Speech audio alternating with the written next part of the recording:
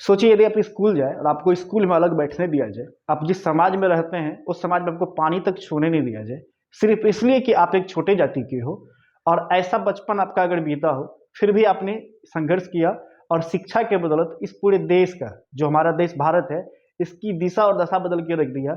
आपने संविधान को लिख दिया और सभी को समानता का पाठ पढ़ा दिया। ऐसे जो व्यक्ति थे हमारे बाबा साहब अम्बेडकर थे।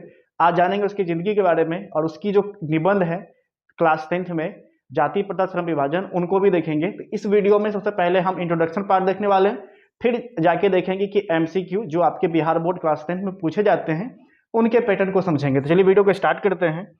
तो इस जो चैप्टर है आपका श्रम विभाजन जाति प्रथा, इसके जो निबंधकार है या लेखक कह सकते हैं वो है डॉक्टर भीमराव अम्बेडकर, और इसका नाम जो है बाबा साहेब भीमराव अम्बेडकर है।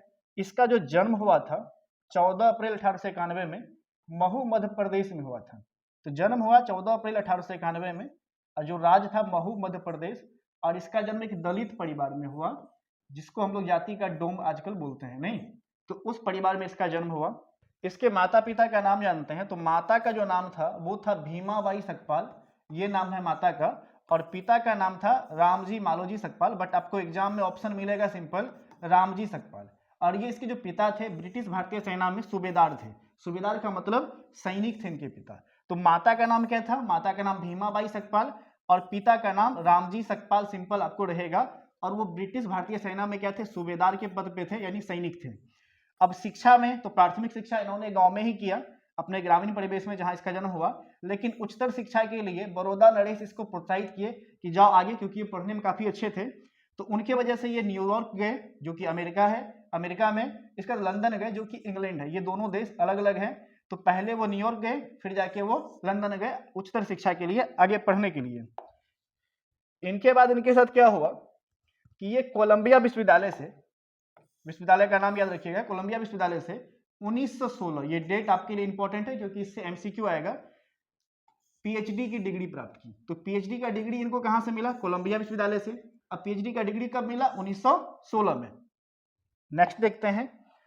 अब देखिए, जब आप आगे बढ़ते हैं जीवन में तो आपके लिए कोई ना कोई प्रेरणा स्रोत होता है, ताकि उनके जैसा आप बनना चाहे। तो इनके जीवन में भी जो है, इसके प्रेरणा स्रोत के 3 व्यक्ति थे। एक थे बुद्ध, दूसरा कबीर और ज्योतिबा फुले। तो प्रेरणा स्रोत के इनके कितने व्यक्ति थे? 3 व्यक्ति थे। उनका नाम क्या है? बुद्ध, कबीर और ज्योतिबा फुले। ये इनसे काफी ज्यादा प्रभावित थे। अंबेडकर साहब का विशेषज्ञता ये है कि ये विधिवेता थे, इन द सेंस के एडवोकेट थे, अर्थशास्त्री थे, समाजशास्त्री थे और शिक्षाविद थे। अच्छे खासे अपने समय के पढ़े लिखे लोग थे और सम्मानित लोग थे। नेक्स्ट क्या है? सामाजिक भूमिका। समाज में इन्होंने किस लिए लड़ा? अछूतों के लिए, जिसमें छुआछूत होता था, यानी कि आप छोटे जाति के लोग हो तो आपको बैठने नहीं दिया जाएगा। स्त्री और मजदूर के मानवीय अधिकार के लिए संघर्ष किया कि भाई स्त्री को भी समानता मिले, स्त्री को भी बराबरी का अधिकार मिले। मजदूरों के साथ जो अमानवीय व्यवहार हो रहा है, जानवरों की तरह उसको खटाया जा रहा है, उनको भी अधिकार मिले। और ये आज भी है, मजदूरों के साथ कैसा होता है आप जानते ही हैं। इनका महान योगदान क्या है? तो इनका भारतीय संविधान के निर्माता के रूप में इन्हें हम जानते हैं। इन्होंने भारतीय संविधान की रचना किया, और ये भारतीय संविधान के रचनाकार या निर्माता के रूप में जाने जाते हैं। इनका निधन कब हुआ? तो दिसंबर में हुआ 1956 दिल्ली में। ये याद रखिएगा कि अंबेडकर साहब का निधन कब हुआ? दिसंबर 1956 दिल्ली में। इनसे भी एमसीक्यू आपको आते हैं। जो निबंध पढ़ने वाले हैं, इसका नाम क्या है? श्रम विभाजन और जाति प्रथा, और ये निबंध है इस चैप्टर में। अगर आपसे पूछे कि श्रम विभाजन जाति प्रथा का विधा बताओ, तो ये निबंध है, लेकिन ये जिससे लिया गया है वो भाषण है। आगे चल के वो भी बताएंगे। और भाषण ये कैसा है? अंग्रेजी में। चलिए देखते हैं। तो निबंध जो है ये श्रम विभाजन जाति प्रथा, इसका स्रोत क्या है? तो ये प्रसिद्ध भाषण जो है एनिहिलेशन ऑफ कास्ट, इस पर आधारित है।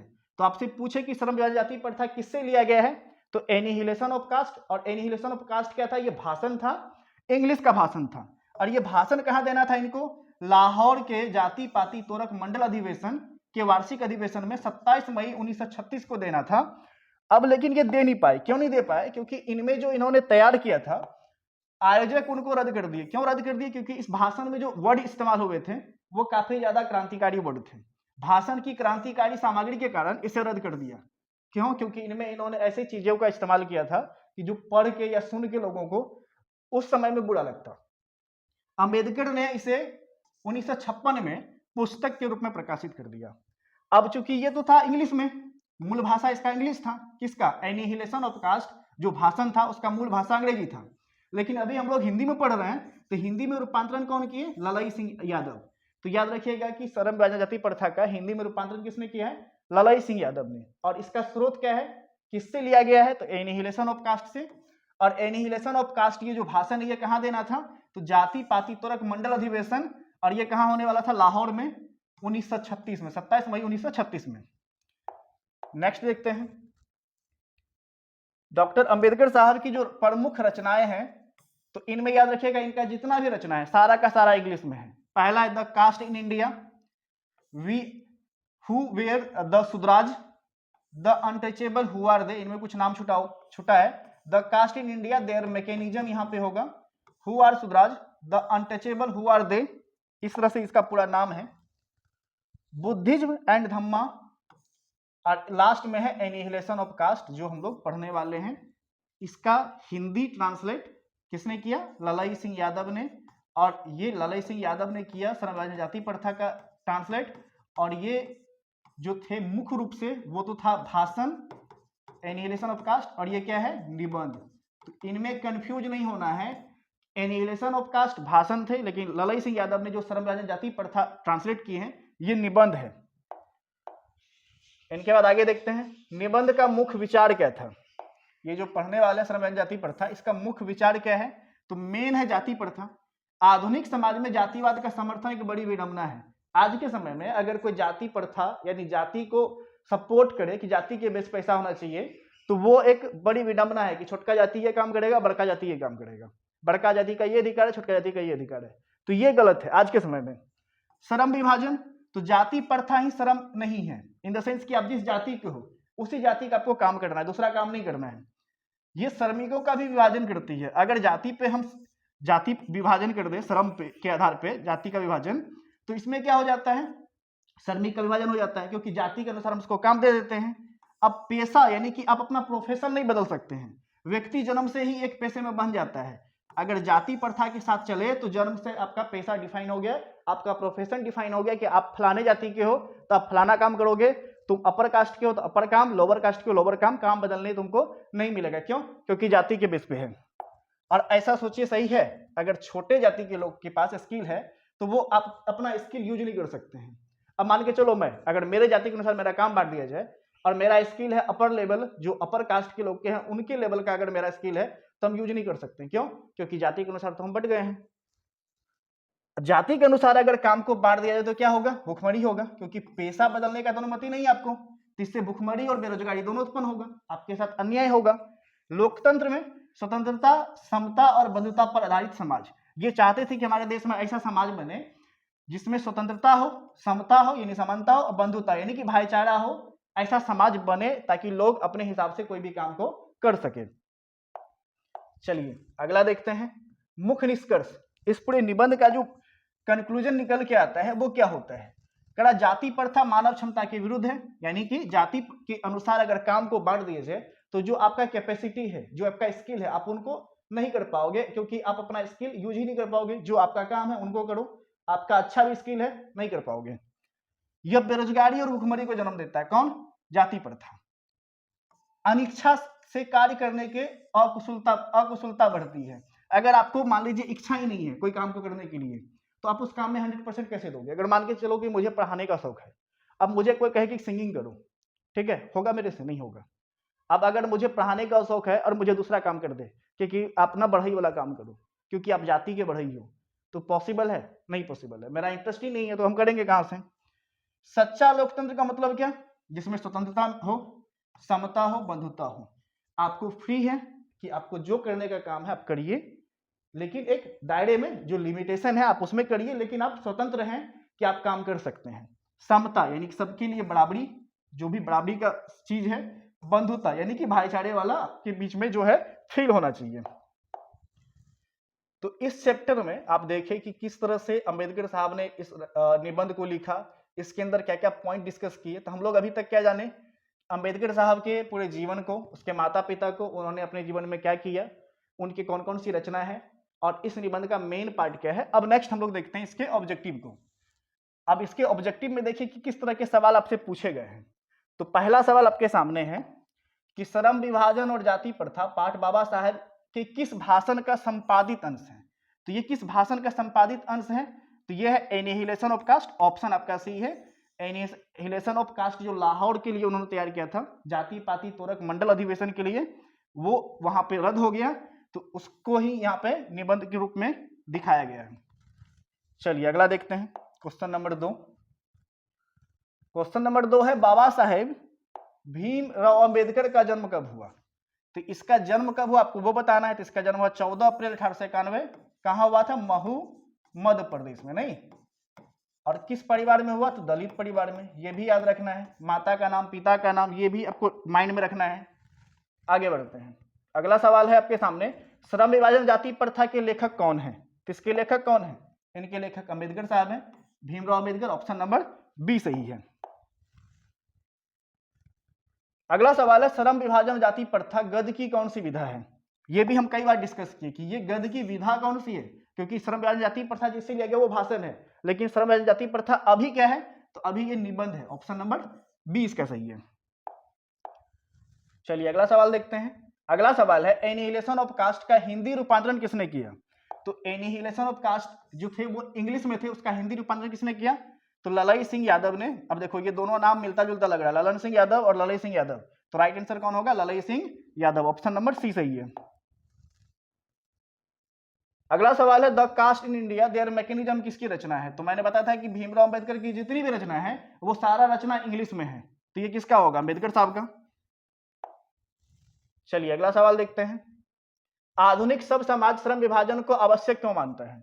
आधुनिक सब समाज श्रम विभाजन को आवश्यक क्यों मानता है, किसके लिए, अगर हम श्रम को विभाजित कर दे इसलिए कि स्किल के बेस पे, तो इससे क्या होगा, इनसे होगा कि कार्य कुशलता के लिए, भाईचारे के लिए, रूढ़िवादिता के लिए, इनमें से कोई नहीं। तो क्या होगा, कार्य कुशलता के लिए, कि वो अपने स्किल के साथ अपना काम करें।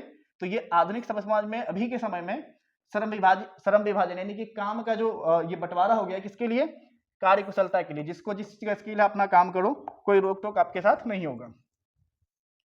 जाति प्रथा श्रम विभाजन के साथ साथ किसका रूप लेती है। अगर जाति प्रथा जाति के बेस पे काम को बांट दे तो ये किसका रूप लेती है। ऑप्शन है स्वतंत्रता का, भातृत्व का, श्रमिक विभाजन का, इनमें से कोई नहीं। तो श्रमिक विभाजन का क्या होगा, श्रमिक विभाजन का। जाति प्रथा के अनुसार अगर श्रम का विभाजन कर दे तो श्रमिक का भी विभाजन हो जाएगा, यानी कि आदमी का भी विभाजन हो जाएगा। अगला सवाल है अंबेडकर का जन्म किस राज्य में हुआ। तो अंबेडकर जी का जन्म किस राज्य में हुआ है, महू मध्य प्रदेश में। तो इसका राइट आंसर है Madhya Pradesh. Option number B सही है। अगला सवाल देखते हैं, डॉक्टर अंबेडकर के पिता का नाम क्या था। तो मैंने स्टार्टिंग में ही माता पिता दोनों का नाम बताया था। माता का नाम क्या था, भीमाबाई सकपाल। पिताजी का नाम क्या था, रामजी सकपाल। तो इसमें राइट ऑप्शन कौन सा है, ये रामजी सकपाल। और रामजी सकपाल क्या थे, सूबेदार थे। ये भी याद रखिएगा, आगे चल के काम आएगा कि इसके पिताजी सूबेदार थे, या अभी के समय में हम अपने भाषा में क्या बोलेंगे, सैनिक थे। क्या थे इसके पिताजी, सूबेदार या सैनिक, याद रखिएगा। चलिए अगला सवाल है डॉक्टर अंबेडकर की माता का नाम क्या है। तो माता जी का नाम क्या था, भीमाबाई सकपाल। किधर है, तो भीमाबाई। ऑप्शन में सिर्फ भीमाबाई है, तो भीमाबाई। अगला सवाल है डॉक्टर अंबेडकर ने पीएचडी की उपाधि कब प्राप्त की। तो पीएचडी की उपाधि जो ये कोलंबिया यूनिवर्सिटी से किए थे। कब किए थे, तो 1916 में। ऑप्शन नंबर सी सही है इसका। द बुद्धा एंड हिज धम्मा के लेखक कौन है। तो ये भी इंग्लिश में लिखा हुआ है ना, और हिंदी में भी अगर लिखा रहेगा तो ऐसे ही लिखा रहेगा, द बुद्धा एंड हिज धम्मा। तो इसके राइट आंसर कौन होगा, इसका राइट आंसर होगा भीमराव अंबेडकर, इसके रचनाकार हैं। डॉक्टर अंबेडकर की मृत्यु कब हुई। तो मृत्यु कब हुई, अगर बगल में राज्य का नाम लिखा रहेगा तो दिल्ली लिखा रहेगा, और नहीं तो आपको इसे डेट याद रखना है, तो 1956। और ये पूछ ले कि कहां पे हुआ था, तो दिल्ली में हुआ था। नहीं, दिसंबर 1956 दिल्ली में। अगला सवाल देखते हैं, डॉक्टर अंबेडकर की मृत्यु कहां हुई। चलिए इसमें आपको पूछा है कि कहां पे उसकी मृत्यु हुई थी, तो कहां हुई थी, दिल्ली में, दिसंबर 1956। अगला सवाल है जाति प्रथा किस प्रकार का श्रम विभाजन है। तो जाति प्रथा जो है किस प्रकार का श्रम विभाजन है, अस्वाभाविक, प्राकृतिक, स्वाभाविक और संवैधानिक। तो जाति के अनुसार अगर आपका काम को बांट दे तो ये कैसा होगा, प्राकृतिक होगा, नहीं होगा, संवैधानिक होगा, नहीं होगा, स्वाभाविक यानी आपके हिसाब से होगा, नहीं होगा, आपके हिसाब से नहीं होगा, आपके मर्जी के खिलाफ होगा, तो ऑप्शन ए सही है इसका। अगला सवाल है, डॉक्टर अंबेडकर के अनुसार आदर्श समाज किस पर आधारित होता है? तो डॉक्टर अंबेडकर के अनुसार जो आदर्श समाज है, एक अच्छा समाज है, ये किस पे आधारित होता है? स्वतंत्रता पे, समानता पे, भ्रातृत्व पे, और इनमें से सभी। तो इनमें से सभी पे होता है। क्यों? क्योंकि एक अच्छा समाज तब बनेगा जब उसमें स्वतंत्रता हो, समानता हो और भ्रातृत्व हो, ये तीनों मिला के एक अच्छा समाज बनेगा। तो इसका राइट ऑप्शन कौन सा हो गया? डी। चलिए आगे देखते हैं। अगला सवाल है, डॉक्टर अंबेडकर ने किस पत्रिका का संपादन किया? तो डॉक्टर अंबेडकर ने किस पत्रिका का संपादन किया था? तो उन्होंने किया था बहिष्कृत भारत का। इनका हम डिस्कस नोट में नहीं किए थे, तो ये याद रख लीजिएगा कि इन्होंने किस पत्रिका का संपादन किया था। तो बहिष्कृत भारत, ऑप्शन इसका सी सही है। अगला सवाल है, डॉक्टर अंबेडकर के पिता क्या थे? चलिए इनके बारे में तो हम डिस्कस किए ही थे कि इसके पिताजी क्या थे। तो इनमें ऑप्शन है शिक्षक, वकील, सैनिक और व्यापारी। इनके पिताजी सैनिक थे या सूबेदार थे। ठीक है, ब्रिटिश भारतीय में ये जो थे सैनिक या सूबेदार के पद पे थे। तो इसका राइट आंसर आपका जो भी है उनको याद रख लीजिएगा। श्रम विभाजन जाति प्रथा पाठ के केंद्र में क्या है? श्रम विभाजन जाति प्रथा का जो पाठ है, इसके केंद्र में यानी कि मेन चीज क्या है? बाल विवाह, तलाक, दहेज प्रथा या जाति प्रथा? तो मेन चीज फोकस है किस पे? जाति प्रथा पे। ऑप्शन कौन सा सही है? बी सही है। अगला सवाल है, विडंबना का अर्थ क्या है? विडंबना जो शब्द है, इस शब्द का अर्थ क्या है? उपहास, प्रवाहित, आकांक्षित या बंधुत्व? तो विडंबना शब्द का जो अर्थ है उपहास है। ऑप्शन ए इसका सही है। जाति प्रथा में श्रम विभाजन का आधार क्या है? तो जाति प्रथा में श्रम विभाजन का आधार क्या है? मनुष्य की रुचि, रोजगार सृजन, पैतृक पैसा या कौशल? तो आपके माता पिता का जो पेशा है वही आपका भी पेशा होगा। जो आपके माँ बाप कर रहे हैं वही करेंगे जब जाति प्रथा के अनुसार काम को बांटा जाए। अगला सवाल है 23 नंबर, आधुनिक मनु किसे कहा गया है? तो आधुनिक मनु जो है भीमराव अंबेडकर को कहा गया है, क्योंकि इन्होंने संविधान का निर्माण किए, इसके साथ साथ देश में कोई ऐसे काम किए जो लोगों के हित के लिए थे। तो आधुनिक मनु किसको कहते हैं? डॉक्टर अंबेडकर साहब को। ऑप्शन कौन सा सही है? बी सही है आपका। चलिए अगला सवाल देखते हैं, डॉक्टर अंबेडकर का संपूर्ण वाङ्मय हिंदी के कितने खंडों में प्रकाशित है? इनका भी डिस्कशन मैंने नोट में नहीं किया। इनका संपूर्ण वाङ्मय जो है 21 खंडों में प्रकाशित है, ये याद रख लीजिएगा। तो इसका राइट आंसर कौन सा होगा? ऑप्शन नंबर डी, 21 खंड। चलिए अगला सवाल देखते हैं, भारत में जाति प्रथा का मुख्य कारण क्या है? तो जाति प्रथा का मुख्य कारण क्या है? गरीबी, अमीरी, बेरोजगारी या रोजगार? तो भारत में जाति प्रथा का मुख्य कारण क्या है? इससे क्या हो सकता है? बेरोजगारी हो सकता है। ऑप्शन क्या होगा? इसका सी सही होगा। चलिए आगे देखते हैं, डॉक्टर अंबेडकर किस वर्ग के परिवार में जन्मे थे? तो इसका जो जन्म हुआ था किस वर्ग में हुआ था? तो इसका जन्म हुआ था दलित परिवार में। ऑप्शन इसका सी सही है। बुद्धिज्म एंड कम्युनिज्म किन की रचना है? तो ये भी देखिए एंड लिखा हुआ है ना, इंग्लिश वर्ड, तो ये किसकी रचना है? अंबेडकर साहब का। और अंबेडकर साहब का सारा रचना कैसा होगा? मैंने बताया इंग्लिश में होगा, ये याद रखिएगा। डॉक्टर अंबेडकर के प्रेरक व्यक्ति कौन है? इसके प्रेरक व्यक्ति कितने थे? मैंने बताया प्रेरक व्यक्ति 3 थे, बुद्ध, कबीर और ज्योतिबा फुले। तो बुद्ध, कबीर और ज्योतिबा फुले, तो इनमें से सभी इनके प्रेरक व्यक्ति थे। ऑप्शन इसका डी सही है। लेखक बेरोजगारी का प्रमुख कारण किसे मानते थे? यानी बेरोजगारी का जो मेन कारण था वो किसको मानते थे? शिक्षा, जनसंख्या, जाति प्रथा? इनमें से कोई नहीं। तो जाति प्रथा, जाति प्रथा जो थे उसके अनुसार बेरोजगारी का ये मुख्य कारण था। ऑप्शन इसका सी सही है। चलिए अगला सवाल देखते हैं, आर्थिक दृष्टि से जाति प्रथा कैसी है? तो आर्थिक दृष्टि से जाति प्रथा कैसा होगा? लाभदायक होगा, हानिकारक होगा या अनुकूल होगा? तो ये हानिकारक होगा। अगर जाति के अनुसार आपका काम बांट दे तो ये आर्थिक रूप से क्या होगा? हानिकारक। ऑप्शन इसका बी सही है। चलिए अगला सवाल देखते हैं, डॉक्टर अंबेडकर की दृष्टि में भाईचारे का वास्तविक रूप कैसा होना चाहिए? भाईचारे का वास्तविक रूप कैसा होना चाहिए? तो दूध और पानी की तरह, क्योंकि दूध और पानी को जब मिला दो तो डिफ्रेंशिएट करना मुश्किल है, इसीलिए भाईचारे का वास्तविक रूप कैसा होना चाहिए? दूध और पानी की तरह।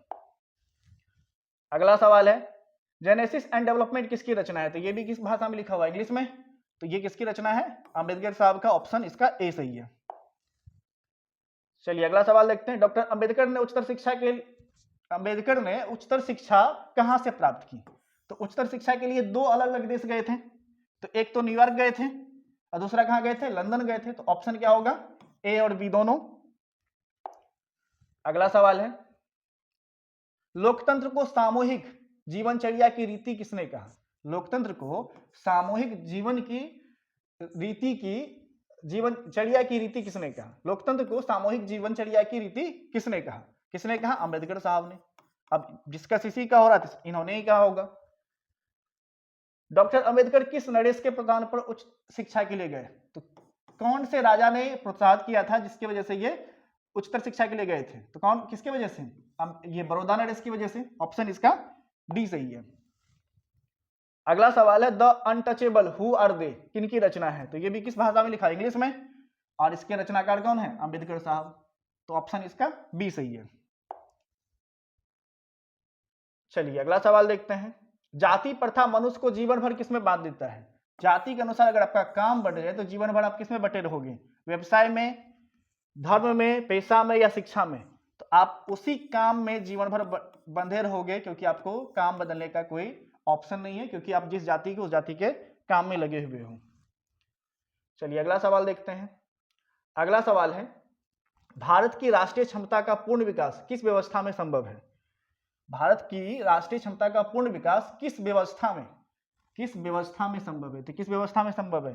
सामंतवादी, पूंजीवादी, समाजवादी, इनमें से कोई नहीं। तो ये समाजवादी में। क्यों?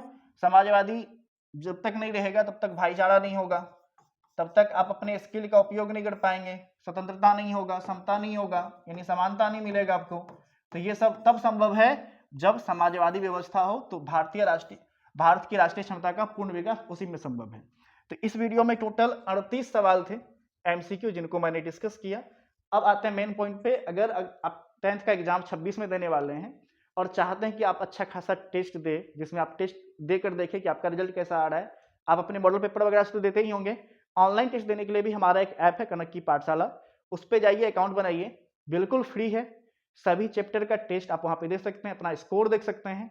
आपका जितने भी टेस्ट होंगे उसके बेस पे आपका परफॉर्मेंस वहाँ पे डिसाइड होगा, उनको भी आप चेक कर सकते हैं। और इनमें एक भी रुपया आपको नहीं दिया जाएगा। तो अधिक जानकारी के लिए डिस्क्रिप्शन में नंबर मिल जाएगा, आप वहाँ से मैसेज कर सकते हैं, या फिर ऐप लिंक होगा, आप वहाँ से डायरेक्टली रजिस्टर करके टेस्ट दे सकते हैं, वो बिल्कुल आपके लिए फ्री है। तो मिलते हैं आपसे अगले वीडियो में। आज के लिए इतना ही।